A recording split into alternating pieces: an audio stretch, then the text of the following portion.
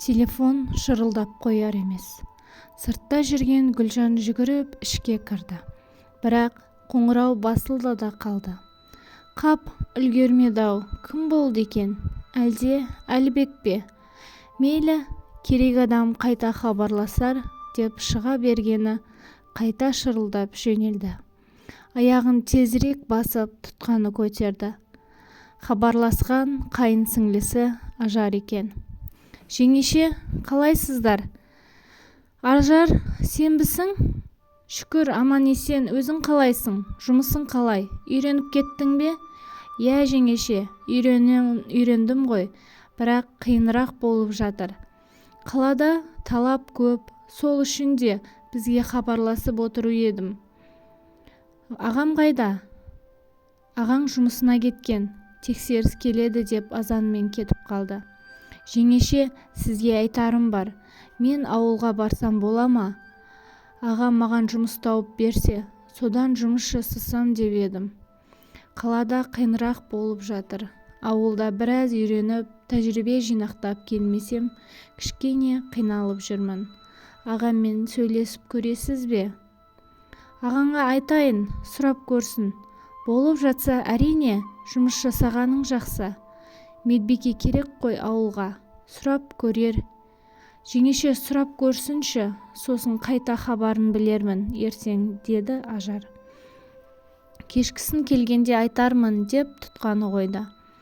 Ажар Әлібектің ағасының қызы. Өзі сондай әдемі, аққұба келген, пысық, ақ көңіл қыз. Гүлжан алғаш келін болып түскенде осы Ажар жеңешелеп қасынан шықпайтын. Қасында жүріп, көмектесіп жүретін. Сондықтан да Гүлжан Ажарды қатты жақсы көретін. Ажар да жеңешесін сүйікті жеңешем деп отыратын. Кейін Әлібек пен Гүлжан жұмыс бабымен басқа ауылға кеткен. Ал Ажар мектеп бітіріп қалаға оқуға түсті. Оқуын бітіріп, қалада қаламын деп шешті. Енді міне ауылға келсем деп отыр. Тұтқаны қойған Гүлжан қайтадан тірлігіне кірісіп кете берді. Кешкісін Әлібек келген соң барлығына шай тамағын дайындап, балалардың қарнын тойдырып жатқызған соң Әлібек пен оңаша сөйлесті. Әлібек бүгін Ажар хабарласты. Қалада қиналып жүргенге ұқсайды. Жұмысы ауыр ғой шамасы. Қысқасы, ауылға барсам, ағам маған жұмыс тауып бере ме деп отыр. Не істейсің?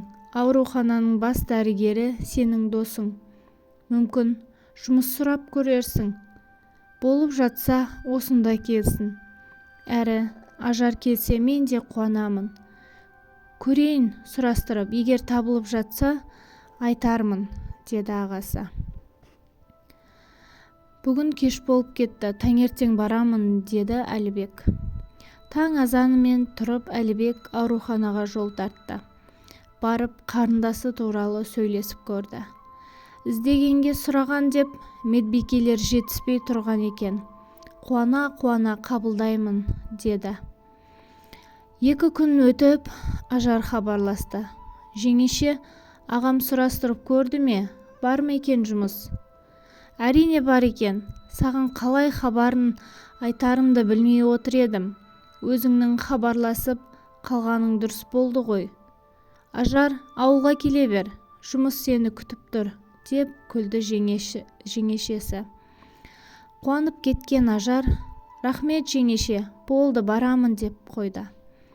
Ажар жұмысынан шығып ауылға барып орналасты. Аяқ қолы жылдам Ажар бәріне үлгеріп, барлығының көңілін тауып жүр. Өзі ашық жарқын еді. Аурулардың көңілін сұрап, жылы сөзін айтып, сөз жәрдем беріп жүр. Келгеніне 4 ай болса да, ауыл адамдарын әжептәуір өзіне баурап алды. Қолың жеңіл деп осы Ажарды іздейтін де болды. Өзінің ептілігіне риза болып Ажар жүр. Бүгінде кешкі уақытқа кезекшілікке баруы керек. жеңешесі екеуі бестік шайын ішіп сырласып отырып қалды. «Жеңеше, мен кеттім жұмысқа. Отырып қалыппыз ғой, кешігіп қалармын» деген Ажар ішке киімін ауыстыруға кіріп кетті. Артынан Гүлжан бір зат алмақшы болып кіріп қалды. Кіре сала Ажардың ішіне көзі түсті. Кішкене асқазанның төменгі жағы томпиып тұр екен. Қипақтап қалған Ажар жылдам киініп алды. Гүлжанға Ажардың ішінің сәл шыққаны ерсі көрінді ме? «Немене, қыз басыңмен ішің шығып кетіпті ғой» деді. «Білмеймін, тамақ ішсем болды, осылай шығып кетеді. Асқазаным ауыра ма, қайдам?» деп қойды. Солай де» деген жеңешесі аса қатты мән бермей қайта шығып кетті. Күндер өтіп жатыр, барлығы өз тірліктерімен жүр. Әлібек азаннан кешке дейін жұмыс істеп кетеді. Гүлжан балаларының тірлігімен ол жүр. Күнделікті тамағы бар, кір киімі бар, одан сиыр сауып, көбі пісіп, тезек жасап, ауылдың тірлігі біткен бе? Таң атып, кеш батып, уақыт өте берді. Ажар да жұмысына барып келеді. Түнгі кезекке түскенде күдікпен ұйықтайды. Зымырап уақыт өте берді. Соңғы уақытта Ажарда бір нәрседен қысылып жүргендей болды. Бірақ не болғанын айтпайтын. Соңғы уақытта жеңешесі «Не болды? Саған біреу ренжітті ме?» десе, «Жоқ, жеңеше, бәрі дұрыс» дейтін. Гүлжанның уайымы басталды. Бұл қызға не болып жүр? Неге бұрынғыдай ашық жарқын болмай кетті? Әбіржіп те кетті. Бір нәрсені жасырып жүргені анық. Бірақ не болды екен? дейді. Күнде осы Ажардың көңіліне қарап жүретін болды. Бірақ бір күні екеуі шай ішіп отыр еді, Ажардың әрең демалып отқанын байқайды. Өзі босанған келіншек бір нәрсені сезгендей болды. «Ажар, сен осы менен не жасырып жүрсің? Демалуың да күдікті. Әрең демалып отырсың ғой.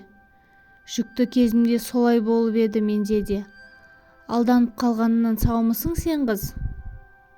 «Жоқ жеңеше, менде бәрі жақсы. Оны қайдан шығардыңыз?» дейді. «Шынында солай болса, айт, жасырма ештеңені». «Жоға жеңге, жасыратыным жоқ, айтамын бір жағдай болса», деді. Осы сұрақ мазалап Гүлжан бірнеше рет қайталап сұрады.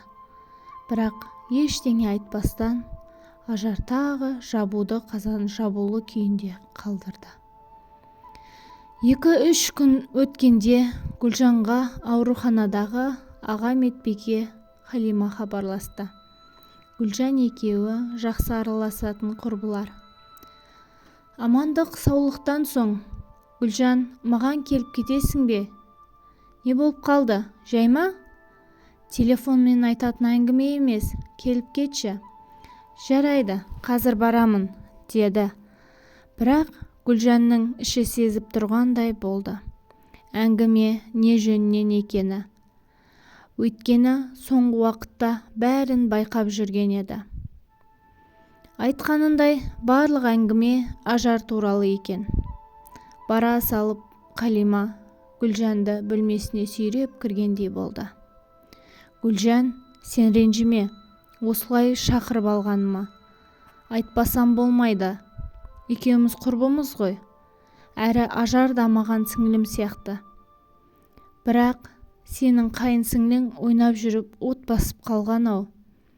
Соңғы уақытта демалысы да жиілеп, жүрісі де кішкене өзгеріп жүр» дейді. Мұны естіген Гүлжан, «Өзім де күдіктеніп жүрмін. Сұрап едім, айтпады. Олай емес» деп бой бермей отыр. «Сен тағы сұра. Екеуміздің де шатасуымыз мүмкін емес. Айтқанымыз рас болып, ертең ел алдына қарай алмай қалмаңдар. Әлібек те жақсы қызмет атқарады. пәленшенің қарындасы үйде отырып босанып қойыпты деп жүрмесін. Қалимадан шыққан Гүлжан аяғын тез басып үйіне келді. Келе сала тамағын жасап жүріп ой үстінде жүр. Не болса да бүгін бәрін шешемін, айтпаса басқа шара қолданамын деп өз ойымен арпалысып жүрді. Кешкі жұмыстан шыққан Ажар үйіне келді. Алдына тамағын қойып Гүлжан сөз бастады. Ажар, кешегі әңгімені сенен қайта сұраймын. Алданып қалмадың ба? Жоқ дедің ғой жеңеше. Мен бүгін сенің жұмысыңа бардым. Қалима да сені байқапты. Жасырма, айт. Екеуміздің де шатасуымыз мүмкін емес. Маған сен, әйелді әйел адамы ғана түсінеді. Егер мен алданып ертең оған ағаң білетін болса, не боларын білесің. Сондықтан айт қазір, қанша жасырсаң да біліп тұрмын деді. Не керек? Ажардың ішінен барлық сырын суырып алғандай болды. Бір кезде отыра қалып Ажар жылады. Жеңеше, айтып отырғаныңыз рас, мені алдап кетті, деді. Кім ол? Қайдағы жігіт? Осы ауылдан ба? Айт маған, өзім сөйлесемін онымен, деді Гүлжан. Жоқ, ол қалада, өзіммен бірге жұмыс істейтін дәрігер. Басында бойдақпын деп алдап жүріпті. Оның арбауына қалай түсіп қалғанымды білмеймін. Қайдан білейін, бойдақ жігіт екен деп жүрсем, үйленген, 2 баласы, отбасы бар екен. Оны да кейін білдім. Оны да кейін болар іс болып қойған соң естідім. Алмайды ол мені, бармай-ақ қойыңыз. Отбасымен бірге болсын. Отбасым құртқым келмейді, деп әбден жылады.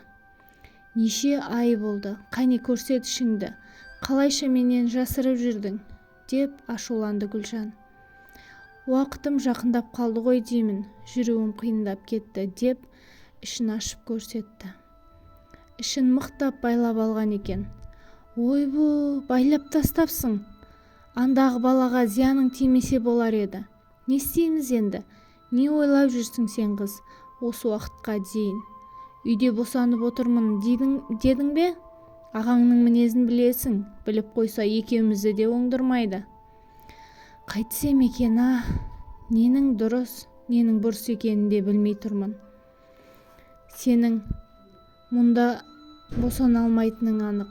Не болса да қалаға барып босанасың. Бір шешімін табу керек. Әзірге босанып қоймай тұрғанда қалаға бара тұр. Жақын құрбыңа жағдайыңды түсіндір. Сосын бір мәнісі болар, деді. Түнімен Гүлжан уайымнан ұйықтай алмады. Таң енді атып жатқаны сол, Гүлжан Ажарды оятып, босансаң хабарын берерсің деп, қалтасына ақша салып қалаға шығарып салды. Әлібекке Ажарды жұмыспен қалаға кетті дей салды. Әлібекке Қалимаға қалаға жібердім деп айтарсың, деді. Содан бері неше күн өтті. Жанын шүберекке түйіп, Гүлжан Ажардан хабар күтіп жүр. Не болар екен деп. Хабарласқан Ажар жоқ, тағаты таусылды. Хабарласайын десе, телефон жоқ. Күтуден басқа амалы болмады. 10 шақты күннен кейін Ажар ауылға қайта оралды. Қолында бала жоқ, жалғыз өзі. Сүйретіліп ішке кірді. Үйге кіргеннен Гүлжан алқымнан алды. Бала қайда? Тастап кеттім. Қайда тастап кеттің? Бір апайға. Енді не болды? Кім ол? Таныс апай ма? Ол баланың жағдайы не болмақ? Енді деп ұрысқан жеңгесіне. Уайымдамаңыз, сенімді адамдарға өз қызымды қалдырдым. Жағдайлары да жақсы екен. Менен көрі сол кісілер жақсы қарайды, деді. Неге хабар бермедің? Бір хабарыңды күтіп, сар уайымға салындым ғой. Сізге хабар бере алмадым. Ауылдан кеткен соң 4 күннен кейін босандым. Не істерімді білмедім. Сондағы бір медбикеге басымдағы жағдайды айтып едім. Ол кісі өзінің танысын ертіп келді. Сол жерде дәрігер болып жұмыс істейді екен. Біраз жыл болыпты сәби сүйе алмай жүргеніне. Түсі жылы Жайдар апа екен. Өзіне қалдыруын сұрады. Ешкімнен кем қылмай, мәпелеп, аялап өсіремін деп сөз берді. Мен де ол баланы мұнда әкеле алмайтыным анық. Ең болмағанда жақсы, бақуатты отбасында таршылық көрмей өссінші деп тастадым деп бір жылап алды. Не керек? Болар іс болды, ары қарай жылжу керек. Біраз уақыттан соң барлығы ұмытылып кеткендей болды. Ажар қайтадан жұмысқа шықты. Уақыт өте келе Ажарға сол ауылдың бір жігіті сөз салып жүрді. Өзі сымбатты жігіт еді. Ажарға ұнайтын. Бірақ Ажар өзінің міні болғанға оған өз келісімін бермеді. Күнде сол жігітті көру қиынға соқты. Жігіттен алыс жүргісі келіп, ауыл орталығына жұмысын ауыстырды. Ол жақта жұмысқа алданып жүрді. Кейін өзімен бірге жұмыс істейтін Ерғали сөз салды. Ерғали аузын ашса жүрегі көрінетін ақ көңіл жігіт еді.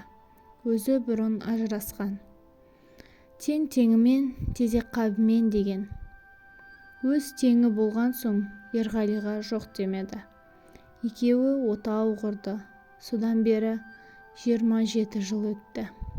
Қазіргі таңда Ажар Ерғали екеуі Астанада тұрады. Бір ұл, бір қызды тәрбиелеп отыр. Әңгіме ұнаған болса, менің арнама жазылып кетуді ұмытпаңыз. Сау болыңыз.